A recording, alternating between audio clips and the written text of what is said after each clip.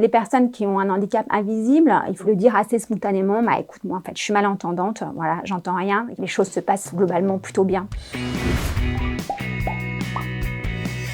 Alors mon handicap, en fait, je suis née avec une perte auditive assez importante qui se creuse malheureusement au fil des années. Pendant très longtemps, j'ai essayé de cacher mon handicap. Je voulais absolument être au niveau et je me suis dit, bon bah, je vais compenser pour pallier les difficultés. Et moi, la compensation, c'est de lire sur les lèvres. C'est épuisant, en fait. Les gens se rendent pas compte. Ça demande en fait un effort double, à la fois visuel et en même temps d'audition. Donc ce système de compensation est extrêmement fatigant. C'est vrai qu'à la fin de la journée, je suis éreintée. Alors avec les collègues, c'est assez compliqué en fait, parce que c'est un handicap qui ne se voit pas. Il y a encore une sorte de crainte un peu du regard des autres, jusqu'au jour où on est obligé d'en parler en fait, parce que sinon il va y avoir un impact sur le travail. J'ai pris le parti d'assumer cet handicap et finalement je me rends compte que les gens l'acceptent plutôt bien, la hiérarchie aussi. J'ai décidé de le vivre comme ça et moi ça m'enlève un poids. Ne pas hésiter à en parler en fait, à sortir un peu de ce complexe qu'on peut avoir, parce que je pense que ça peut être une véritable richesse pour une entreprise.